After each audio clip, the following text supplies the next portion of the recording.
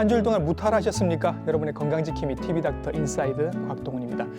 코로나19로 우리의 일상이 많이 바뀌었죠. 좀처럼 사그러들지 않고 있는 이 코로나19. 여러분이 평소에 들으시는 사망자, 확진자 숫자 말고 오늘은 좀 특별한 이야기를 해보도록 하겠습니다.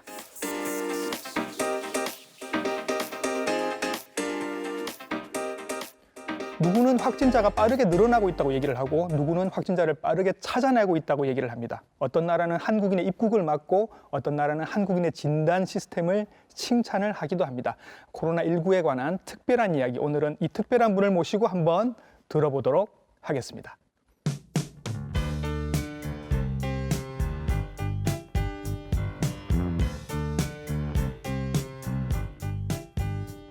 네, 스튜디오로 모셨습니다. 진단검사의학과 전문의 장철훈 선생님이십니다. 선생님 안녕하십니까? 안녕하세요. 네. 진단검사의학과 장철훈입니다. 네, 진단검사의학과 선생님을 모신 건 저도 처음이고 혹시나 모르실까 봐 말씀을 드리면 이분도 의사 선생님이시고 진단검사를 전문으로 하시는 선생님이십니다.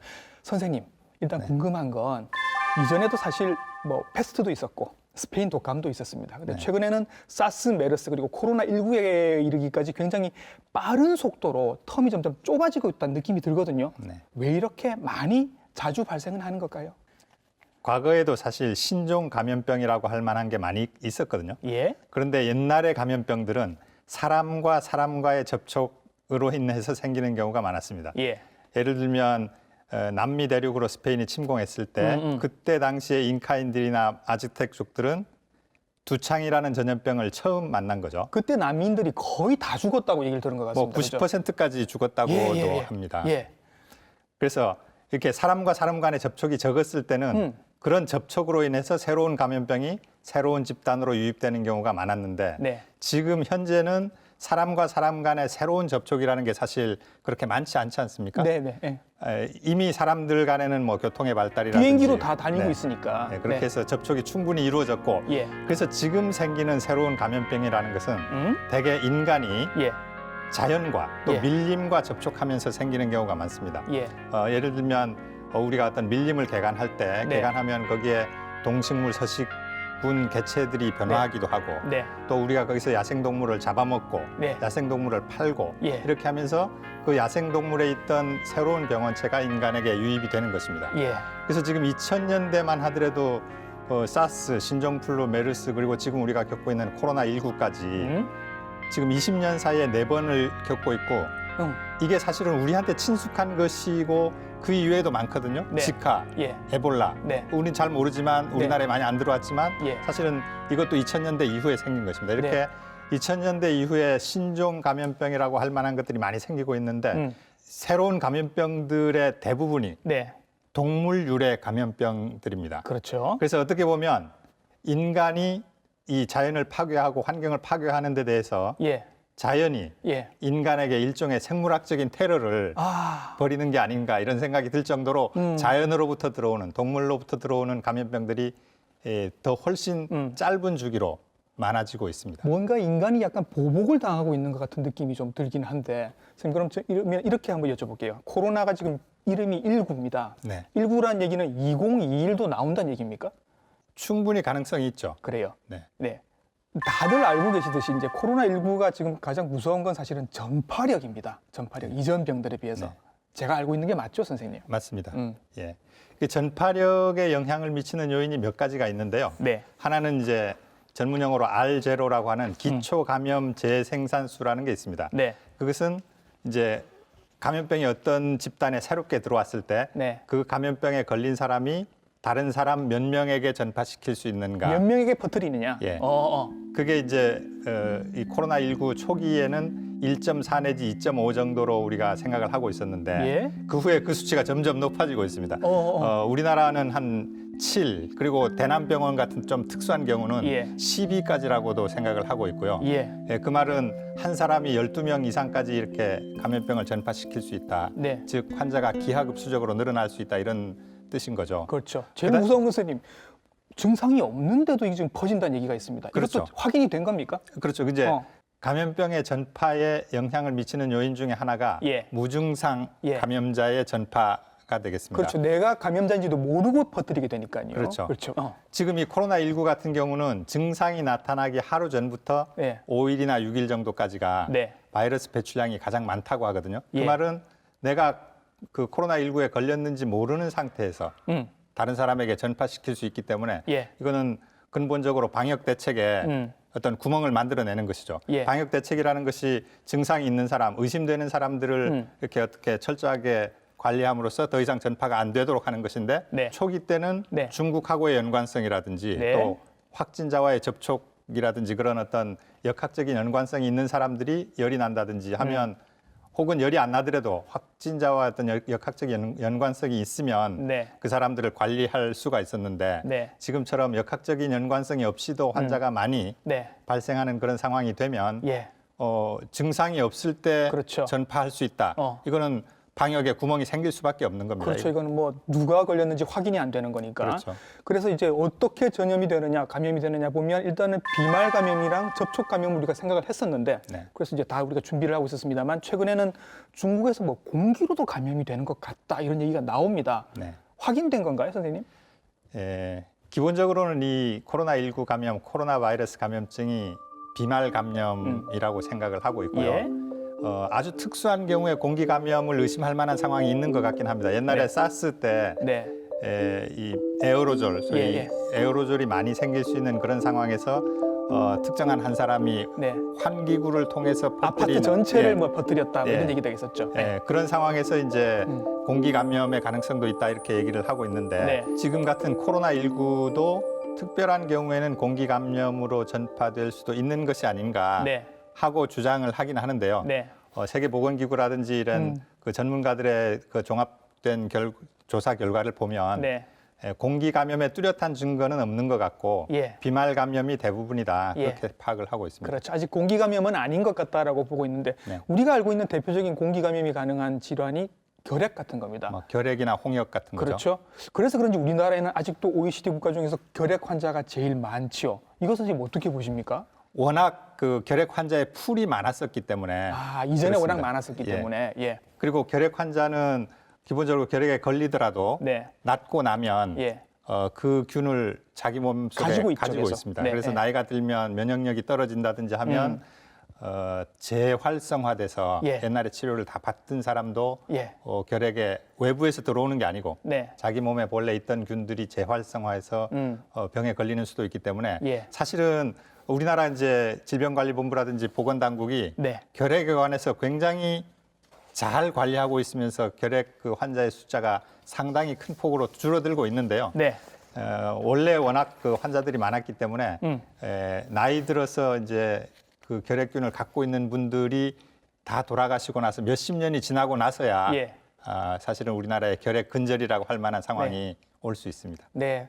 곧 오지 않겠나 저도 기대를 하고 희망합니다. 그렇죠. 네. 네. 최근에 이제 우리가 걱정하는 건 사실은 그 확진자 증가 추세가 워낙 가파르게 빠르기 때문에 네. 걱정을 하시는데 요건 또 반대쪽에서 얘기를 하면 우리가 그만큼 빨리 찾아내고 있는 것이다 이렇게 얘기를 합니다. 네. 검사를 담당하고 계시니까 네네. 검사를 담당하시는 입장에서는 이거 어떻게 생각하십니까?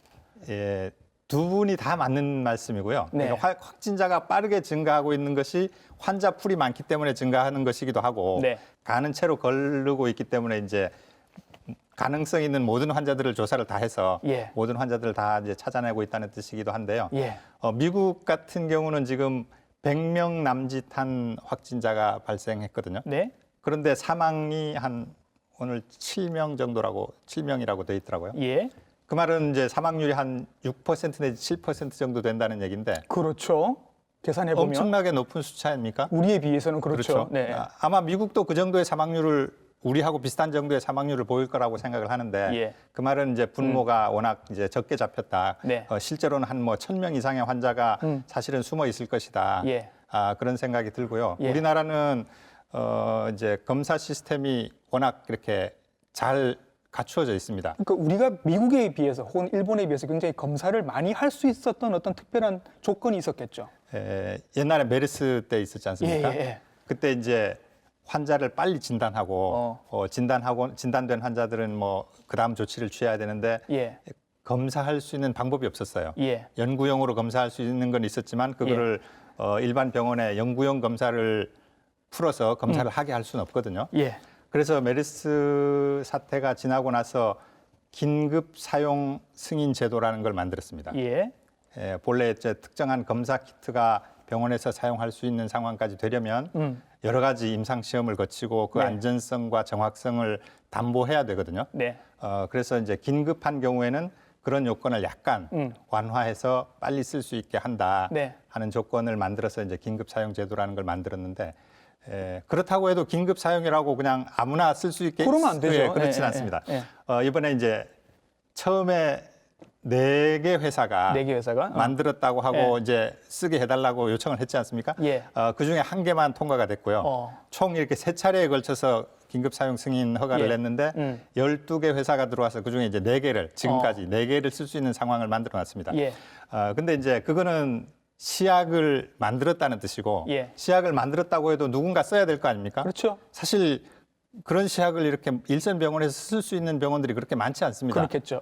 해외에서는. 예. 우리나라는 상급 종합병원 같은 정도 수준이 되면 예. 그런 검사를 할 수 있는 인프라를 이미 다 갖춰놨거든요. 굉장히 많은 이제 확진자들이 있습니다, 선생님. 추세가 선생님, 그래프가 이게 언제쯤 한번 꺾이게 될까라는 기대를 하게 되는데요. 선생님 나름대로 이렇게 생각하시는 어떤 추세가 있나요? 사실 우리 국민들이 거의 공포를 느낄 정도 수준의 확진자들의 증가 추세를 보이고 있습니다. 그런데 이제 우리나라가 앞에 말씀하셨듯이 이제 그 방역망을 굉장히 촘촘하게 그랬죠. 만들어 놓고 있기 때문에 방역망 안에 네. 관심망 안에 있는 환자들에 대한 통제는 네. 어느 정도 시간이 지나면서 될 것으로 보는데요. 네. 결국은 이제 무증상 전파자, 예. 무증상 전파자들이 있을 수 있기 때문에 예. 이게 말하자면 어느 시기가 되면 완벽하게 근절이 될 것이다. 그 시기가 대충 언제쯤이 될까요, 선생님? 어느 시기가 되면 완벽하게 근절될 것이라고 하는 네. 그런 예상을 하기가 상당히 어렵습니다. 네. 이미 이제 사회로 사실은 들어왔고 우리랑 계속 같이 갈 가능성도 있다. 이렇게 이해를 하면 될까요, 선생님? 저는 그렇게 생각을 합니다. 그래서 우리 해마다 겨울만 되면 독감이 유행하듯이. 독감 유행하고 또 계절에 관계없이 감기를 앓고 이런 것처럼 코로나 바이러스도 코로나19도 네. 계절성 독감이나 감기나 이런 거와 함께 우리와 생활할 가능성이 있지 않을까. 예. 계속해서 이제 확진자 동선 같은 게 나오고 있습니다. 그러면 저도 이제 막 이렇게 반복되는 장소들도 있고 해서 그런 장소는 이제 어쩔 수 없이 좀 꺼리게 되는데 소독을 하지 않습니까, 선생님? 네. 안심해도 되는 건가요? 바이러스라는 게요. 본래 사람 몸 밖에서는 그렇게 오래 살 수가 없어요. 그렇죠. 살 수 없고 게다가 소독액에 노출되면 금방 늦어도 30분 안에 사멸하거든요. 네. 그래서 어떤 지역을 소독을 했다고 하면 그 지역은 소독 이후에는 충분히 아무나 드나들어도 되는 장소고요. 다만 이제 소독액 자체의 어떤 냄새라든지 독성이라든지 그런 걸 피하기 위해서 환기 정도 시키고 하루 정도 지나서 출입하게 하는데 그 정도는 충분할 것 같습니다. 그렇죠. 충분하기도 하고 또 소독을 꼼꼼하게 한 장소는 클린존이라는 마크가 붙어 있으니까 그런 마크가 붙어 있는 곳은 안심하고 가셔도 된다고 한 번 더 말씀을 드리겠습니다. 그리고 집단 감염이 요즘 많이 또 생기고 있으니까 사실 사람들이 모이는 곳을 좀 꺼리게 됩니다. 헬스장, PC방, 목욕탕 이런 것들은 당연히 선생님 위험하겠죠? 특정 장소가 위험한지 안 한지 하는 것은 이 감염 경로가 비말 감염 아닙니까? 그 비말 전파를 일으킬 수 있는가 없는가 하는데 초점을 맞춰야 되거든요.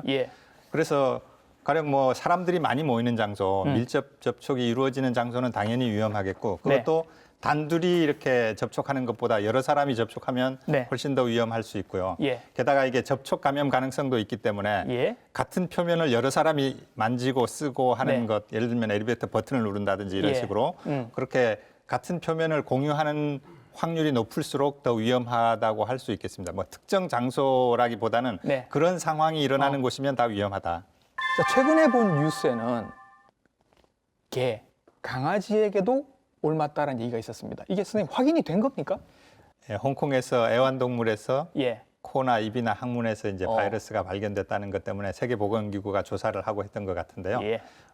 그렇지만 아직까지 애완동물에 코로나19가 걸린다는 증거는 없는 것 같고 그러면 바이러스는 단지 그 자리에 있었을 뿐이었다 이런 결론을 내리는 것 같고요. 아, 그냥 거기 있었을 뿐이지 예. 이게 감염이라고 보기는 어려울 수 예. 있다. 그렇지만 중요한 것은 이 코로나19 자체가 예. 원래 인간에게 오지 않았던 것 아닙니까? 네. 그런데 변이를 일으켜서 우리에게 온 거지 않습니까? 네.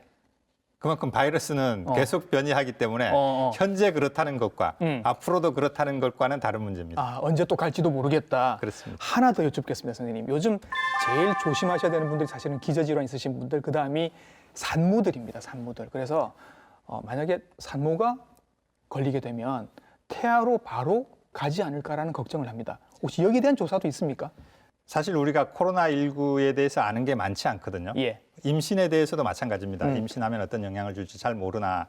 그런데 기본적으로 감염이라는 것 자체가 네. 임신에 영향을 줄 수 있고요. 그런 점에서는 우려할 만하지만 코로나19가 이렇게 태반을 통해서 아기에게 넘어간다든지 네. 혹은 태어날 때 산도 감염을 한다든지 예. 또 이렇게 수유 중에 젖을 통해서 감염이 된다든지 하는 증거는 없는 것 같고요. 네. 얼마 전에 왜 그 중국에서 예. 우한에서 산모가 건강하게 아기를 출산했다. 예. 코로나19에 걸린 산모가 건강하게 출산했다는 뉴스도 아이는 있고. 감염이 안 됐던 거였죠. 네. 그렇죠. 제일 지금 우리가 걱정하는 거는 기저질환이 있으신 분들이 거의 다 사망자로 지금 나오고 있습니다. 기저질환 선생님 이제 뭐 여러 가지 병들이 있을 텐데 어떤 질환 가지고 계신 분들이 위험할까요? 예, 그 부분이 아주 중요한 부분인 것 같습니다. 네. 우리나라 환자 수가 많이 늘어나면서 자연스럽게 위험 인자를 갖고 계신 분들도 확진이 종종 속속되고 있는데요. 네. 예, 중국 자료에 보면 4만 4천 명의 분석 자료가 있습니다. 네. 거기에 보면 50대는 사망률이 1.3%, 60대 3.6%, 70대 가면 8%, 80대 이상 가면 15% 정도의 사망률을 보이고 있거든요. 예. 이렇게 나이가 많아질수록 사망률이 급격하게 증가하고 있고 네. 그다음에 심혈관 질환, 당뇨, 고혈압, 만성 폐쇄성 호흡기 질환 등이 있을 때도 사망률이 높아지고 있습니다. 그렇죠. 우리나라 자료도 사망 숫자가 적긴 하지만 예. 비슷한 양상을 보이고 있고요. 그래서 65세 이상이면서 만성 신질환, 간질환 등이 있거나 고혈압, 당뇨, 임산부, 암 환자 이런 분들은 네. 우리나라 보건당국에서도 위험 환자군으로 분류를 해서 네. 입원 치료를 하도록 권고하고 있습니다. 그래서 나이가 많으시고 기존에 질환이 있으신 분들 먼저 입원을 해서 이분들을 먼저 보기 위해서 이제 조금 경증인 분들은 생활 치료 시설로 지금 옮겨서 지금 네. 그렇게 일단 방역 당국에서도 처리를 하고 있습니다. 그러면 이 그 기존 질환 있으신 분들이 사실 또 걱정이 되는 게 뭐냐면 늘 받던 치료를 또 받으셔야 되지 않습니까? 그렇죠. 이렇게 그 병원을 가셔야 되는데 지금 병원에 가면 다 지금 코로나19가 득실거리고 있을 것 같거든요. 네. 이런 분들이 뭔가 좀 안심하고 치료를 받으실 수 있는 병원이 있어야 될 텐데, 그죠? 병원에 진료받으러 갔다가 코로나19를 걸려서 오는 게 아닌가 이런 생각을 할 수가 있죠. 그래서 이제 국가에서는 안심병원이란 국민안심병원이라는 것을 지정해서 안심병원, 운영을 하고 있고요. 안심병원은 코로나19처럼 이렇게 호흡기 증상이 있는 환자들, 네. 호흡기 감염증이 의심되는 환자들과 네. 그렇지 아니한 다른 예. 이제 지병을 갖고 계신 그런 진료를 받으러 오시는 분들 예. 사이의 동선을 예. 완전히 분리하고 있습니다. 그렇죠. 안 섞이게. 예. 그래서 이제 다른 병을 진료받으러 갔다가 코로나에 걸리는 일이 없도록 하는 것이고 부산 지역에만 해도 한 40여 개 이상 부산 경남 지역에 40여 개 이상의 병원들이 안심병원, 국민안심병원으로 지정이 됐고요. 예. 그런 병원은 이제 질병관리본부 홈페이지 같은 데서 예. 아니면 1339에서 안내 받으실 수 있고 예. 그런 병원으로 진료를 받으러 가시면 되겠습니다. 예, 안심병원 검색하셔서 찾아가서 가시면 되겠고 거점병원이라는 데가 또 있습니다. 여기는 부산의료원만 지금 거점병원이 돼 있는데 여기는 코로나19 환자를 중점적으로 보시는 예. 그런 병원입니다. 무엇보다도 자가격리가 굉장히 중요한 시점입니다, 선생님. 자가격리를 하라고 이제 명령을 이렇게 대상자가 되신 분들이 굉장히 많을 텐데 요게 제대로 잘 안 돼서 가족 간 감염이 되는 경우도 있어서 자가격리 수칙 한 번 더 말씀을 해 주시죠. 예, 자가격리 대상자가 집안에서 생활을 할 땐 주변의 가족들과 가능한 한 수준에서 최대한의 격리를 유지해야 되고요. 네. 일반적인 생활 공간, 식사라든지 화장실이라든지 이런 걸 각각 따로 쓰고 또 화장실을 같이 쓸 수밖에 없는 상황이면 사용하고 나서 이제 집안 소독을 소독제로 해야죠. 소독을 해야 되고 네. 그다음에 집안 환기를 자주 시키고 예. 가족 간의 대화를 할 때도 격리 대상자는 꼭 마스크를 끼고 한 2m 정도 떨어진 상태에서 대화를 하고 예. 그리고 자주 접촉하는 접촉면들 있지 않습니까? 네. 식탁이라든지 예. 컴퓨터 자판이라든지 그런 부분들은 이제 소독을 자주 해줘야 될 것이고, 예. 그다음에 외출은 자제해야 되지만 병원을 간다든지 하고 해서 불가피하게 외출을 할 수밖에 없을 수도 있지 않습니까? 그럴 네. 때는 이제 보건당국에 연락을 해서 안내를 잘 받아서 예. 지침대로 따라야 될 것입니다. 그렇죠. 요것들 잘 하셔야 되는데 이제 검사를 받으시면 일단 자가격리를 하시게 됩니다. 결과가 나올 때까지. 네. 다행히 결과를 들었는데 음성입니다라는 기쁜 결과를 들었죠. 네. 그러면 바로 밖으로 나가고 바로 출근을 하고 일상생활로 바로 하시면 되는 건가요? 호흡기 증상이라든지 발열이라든지 이런 의심 증상이 있어서 검사를 받았을 텐데요. 예. 검사에서 음성이 나오면 바이러스가 없다는 뜻으로 받아들여도 좋을 것 같습니다. 오, 예. 다만 이제 한 번 검사를 했는데 그 다음에 양성이 나온 경우가 있었다. 며칠 후에 다시 검사하니 양성이 나온 경우가 있었다. 그런 경우가 있었죠. 예. 네. 예, 그런 경우는 바이러스가 사실은 이게 자연적으로 우리 몸에서 증식하고 다른 사람에게 퍼져나가고 이렇게 하는 과정 중에서 들어오고 나서 얼마 안 돼서 굉장히 낮은 농도로 바이러스가 있었을 경우에는 네. 그때는 음성이다가. 네. 그 다음에 양성이 될 수 있거든요. 예. 그런데 이제 그때 음성일 때 사실 전파시킬 수 있는가? 저는 음성이면 전파시킬 가능성은 없다고 봅니다. 그러면 그냥 사회생활을 하셔도 되겠군요. 다만 이제 증상이 계속된다든지 자기가 예. 의심하는 상황이라면 예. 며칠 후에 다음 날이라든지 며칠 후에 한 번 더 검사를 해볼 필요는 있을 것 같습니다. 그러니까 지금 음성이라는 게 영원히 음성이다라는 의미는 아닌 거니까 네. 혹시라도 증상이 나타나면 그때 다시 검사를 하면 그때 또 양성으로 나올 수도 있다. 네. 이런 말씀이신 거죠. 네. 예. 자, 이렇게 검사를 받았는데 확진자가 내가 됐다라고 하면 선생님, 내가 기저질환이 있지 않고 뭐 이렇게 좀 젊은 나이라고 하면 그러면 감기처럼 그냥 이렇게 앓고 그냥 지나간다라고 생각을 해도 될까요, 선생님? 그래도 될 거라고 생각을 합니다. 왜냐하면 이게 기저질환이 없거나 네. 나이가 많지 않거나 하면 사망률이 극히 낮거든요. 예. 그렇지만 이제 환자가 많이 발생하면 네. 그래도 그 중에 일부는 기저질환이 없이 젊은 사람이 갑자기 돌아가시는 분도 생길 수도 있고. 중국 우한이 그랬었죠. 네. 네, 그렇기 때문에 이제 조심은 해야 되겠습니다만 네. 지나친 공포는 가질 필요가 없지 않을까 네. 그렇게 생각합니다. 그리고 또 하나요, 선생님. 요즘 뭐 마스크 대란입니다.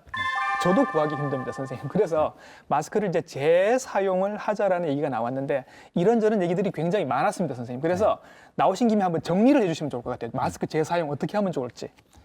제 생각에는 가장 중요한 것이 마스크를 사용하는 상황을 만들지 않는 것이 중요하다고 생각을 하고요. 마스크를 사용하는 상황은 두 가지가 있습니다. 하나는 내가 의심자인데, 내가 확진자인데 남에게 병을 안 옮기려고 하는 경우가 있고, 네. 반대로 내가 다른 사람으로부터 병을 옮아오지 않게 하기 위한 것이 있습니다. 예. 근데 첫 번째 경우는 내가 병을 남에게 안 옮기려고 하는 경우는 당연히 마스크를 재사용하면 안 됩니다. 그렇죠.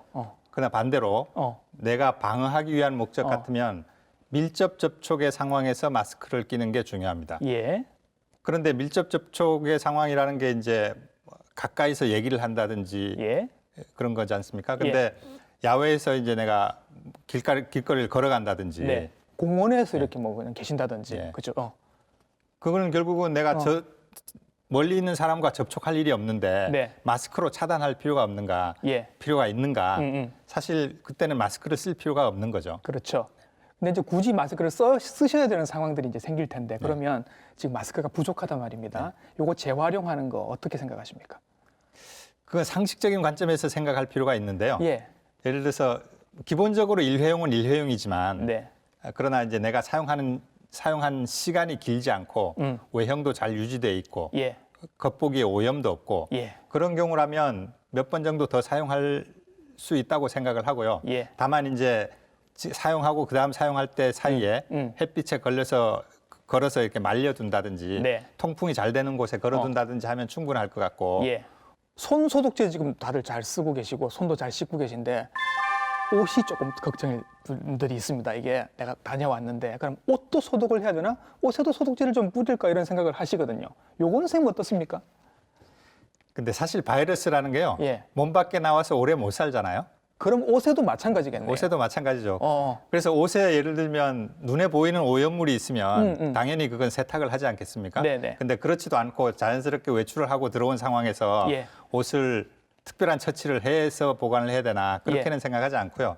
다만 이제 통풍이 잘 되는 곳에 아까 마스크처럼 네. 통풍이 잘 되는 곳에 걸어두고 말리고 하는 정도면 충분하지 않을까 그렇게 생각을 합니다. 다만 이제 소독제를 뿌리는 것이 뭐 그렇게 옷에 해한 것도 아니기 때문에 그렇게 나빠 보이지는 않지만 꼭 필요한 조치라고 생각되지도 않습니다. 오케이. 자, 그럼 옷은 통과. 그다음에 선생님 또 하나 걱정되는 거 있습니다. 스마트폰 저희가 하루 종일 만지고 삽니다. 내 손은 소독을 하는데 스마트폰은 선생님 소독하는 방법이 있는지도 모르겠고 이거 어떻게 할까요, 선생님? 사실 스마트폰이 우리 손과 제일 많이 접촉하는 물건이지 않습니까? 네네. 그래서 우리 손의 오염물이 스마트폰에 묻을 가능성도 많고 스마트폰의 오염물이 또 내 손에 묻을 가능성도 많고 하기 때문에 손 세정을 할 때 세정액을 면이나 종이나 이런 데 묻혀서 스마트폰을 좀 닦아주는 정도는 괜찮을 것 같고요. 그리고 그 정도면 충분할 것 같습니다. 손 세정제를 스마트폰도 조금 닦아주는 게 좋을 것 같고 알코올 솜 같은 거 요즘 팔기도 하거든요. 네네. 그런 거 일회용으로 한 번씩 스마트폰을 닦아주는 것도 좋을 것 같습니다. 자, 선생님 많은 얘기를 나눴는데 이제 우리가 이 일을 계기로 해서 이제 방역 시스템을 한번 다시 지금 생각을 해볼 때가 된 것 같습니다. 앞으로 우리의 방역 시스템은 어떤 방향으로 나아가야 할까요, 선생님? 사실 메르스를 겪으면서요. 그 후에 우리나라 방역 시스템이 상당히 진일보했습니다. 물론 뭐 좀 비판적인 시각을 보이는 분들도 계시지만 메르스 후에 전국 시도에 감염병 관리 지원단 같은 것도 만들어서 운영을 하고 있고 역학조사관들도 많이 이제 활용을 하고 있고 질병관리본부도 역할을 많이 강화했고 그런 분명히 이제 진전된 측면이 있고요. 그렇지만 이제 앞으로 우리가 좀 더 이런 일들이 자주 발생할 텐데 어떻게 해야 될 것인가 하는 문제 아닙니까? 제 생각에는 우리가 소방훈련 해마다 하지 않습니까? 늘 하죠. 민방위 훈련도 하고 그다음에 이제 심폐소생술 훈련도 모든 사람에게 이렇게 하지 않습니까? 그런 식으로 방역 훈련이라는 게 필요하지 않을까. 그러나 보건당국이 실제로 방역 훈련이라는 걸 하긴 하거든요. 그런데 이제 전문가들끼리 모여서 또는 보건당국에서 관련자들이 이렇게 도상 훈련으로 시나리오를 만들어서 국민들이 하지는 않았죠. 그런데 이제 저는 이거를 공항이라든지 뭐 호텔이라든지 병원이라든지 이런 데서 사실 국민들의 동의도 해야 되고 많은 불편을 감수해야 되는 부분이 있기 때문에 어떤 식으로 어떤 주기로 해야 될지 하는 것은 많은 고민이 필요하겠으나 어떤 방식으로든지 방역 훈련을 만약에 하게 되면 지금 이번에 이제 특정 종교 시설에서 대규모 전파가 일어나고 했는데 그러면서 사람들이 막 숨어서 전파시키는 경우들이 좀 있었는데 이런 일들이 훈련을 통해서 상당히 줄어들 수 있지 않을까. 그래서 이런 일이 생겼을 때 훨씬 더 잘 대처할 수 있고 상황을 개선시킬 수 있지 않을까 그렇게 생각합니다. 우리 국민 모두가 처음으로 당하는 이런 코로나19 사태에 대해서 대단히 지금 많이 고생들 하고 잘 이겨내고 계십니다. 오늘 코로나19에 대해서 특별한 얘기 나눠봤습니다. 진단검사의학과 전문의 장철훈 선생님이셨습니다. 선생님 수고하셨습니다. 감사합니다. 봄꽃들이 피기 시작했는데 집에만 계시려니 너무 갑갑하시죠? 이 코로나19 사태가 빨리 진정이 돼서 얼른 일상생활로 다 같이 돌아왔으면 좋겠습니다. 오늘 보신 방송은 부산 MBC 홈페이지 그리고 유튜브 채널을 통해서 다시 보실 수 있습니다. TV닥터 인사이드 다음 주에도 좋은 정보로 인사드리겠습니다. 감사합니다.